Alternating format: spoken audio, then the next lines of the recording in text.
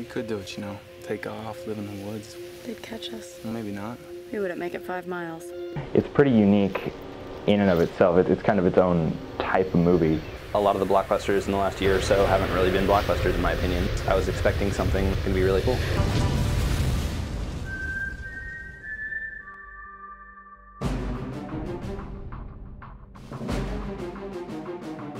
I think my favorite part was just the Hunger Games in general, kind of seeing what all of the kids went through and knowing that they're really young and, you know, they had to kill each other. That was kind of interesting. I like the not so Twilight-y romance. I liked how different it was, on how kind of out of the ordinary compared to almost every single thing else that's coming out nowadays is. My favorite part was Woody Harrelson, just because I'm a fan. As far as the movie goes, storyline-wise, I enjoyed the action, you know, when they were actually on the grid, you know, running around killing each other. The fact that it was really first person and it was really just kind of realistic. They didn't try to make it too spectacular, you know, and it ended up being as such because it was, you know, more realistic. I think one of the big things they missed was how hungry everyone was in District 12, which was a big part of the books for me. So I think they missed that. Take care of them, Gail. Whatever you do, don't let them starve. Because it kind of skimmed over a lot of stuff that in the books. I was a little disappointed with the CG at the end, the dogs specifically.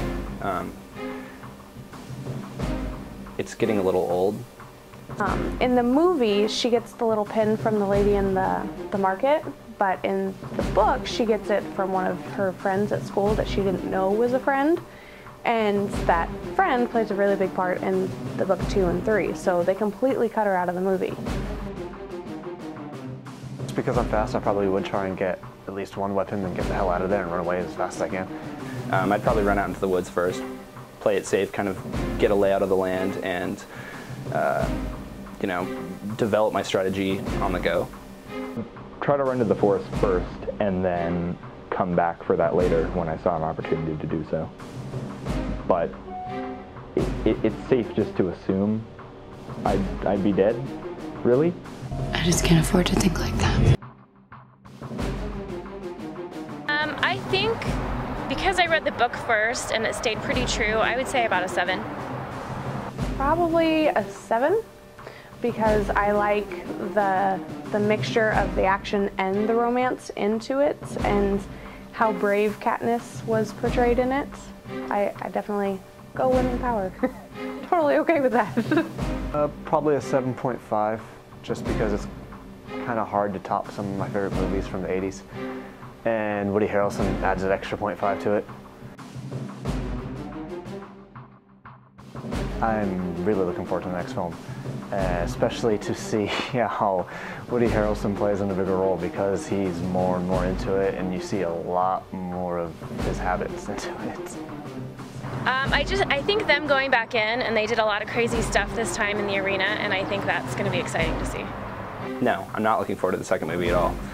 Threw me off guard at the very end. They left the hook for a second movie, and I'm just not impressed. Not enough so to go watch it a second time. I've been burned too many times. The second Batman film was not as good as the first Batman film, and when I say that, I refer to Batman Begins. I think I'm looking most forward to them bringing Gale in more and kind of getting his background and what role he plays in Katniss's life. I heard the story in the second movie is kind of more crazy, so I'm interested in, you know, finding out where the storyline goes. I just love that. Late